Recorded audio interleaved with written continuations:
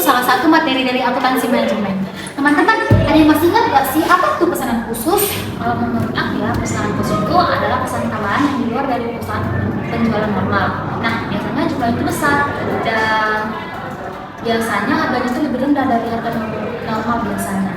Betul, tapi biasanya pesanan ini tidak rutin dan cuma muncul kalau perusahaan punya kapasitas produksi lebih.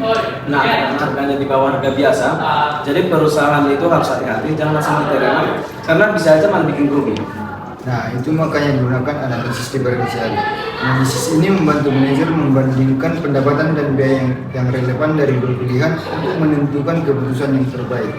Jadi intinya gini, yang diperhitungkan yaitu biaya dan pendapatan yang berbeda akibat keputusan itu. Sedangkan biaya tetap yang tidak berubah, nggak usah kita hitung. Nah, untuk lebih jelasnya, aku ada satu contoh soal nih. Misalnya PT XYZ berkapasitas maksimum 6.000 unit produk. Nah, selama ini perusahaan hanya beroperasi pada kapasitas normal sebanyak 5.000 unit. Nah, sekarang perusahaan sedang mempertimbangkan pesanan khusus sebanyak 700 unit dengan harga jual Rp375 per unit, yang dimana ini lebih rendah dari harga jual normal sebesar Rp600 per unit. Nah, di sini ada beberapa data yang dibutuhkan.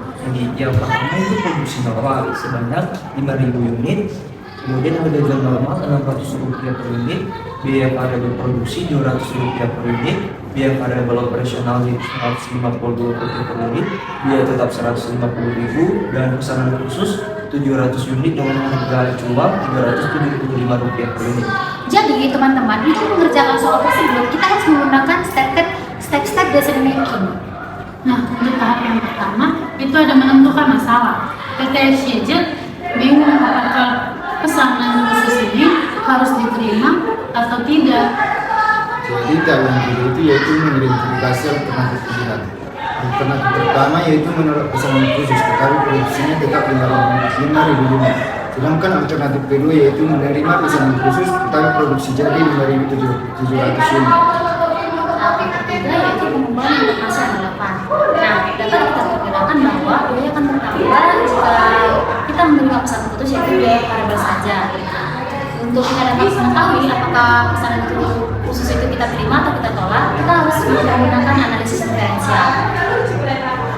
Jadi, jika penjualan normal kita itu 5.000 dikali Rp600, total pendapatan kita itu 3 juta.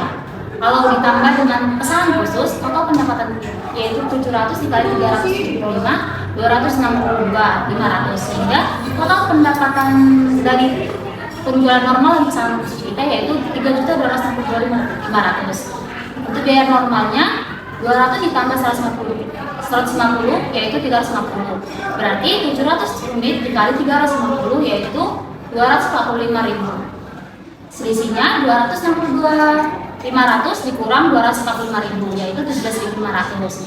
Karena biaya tetap itu merupakan biaya yang tidak relevan, jadi jumlahnya itu akan tetap sama jika pesanan itu kita terima ataupun tidak kita terima.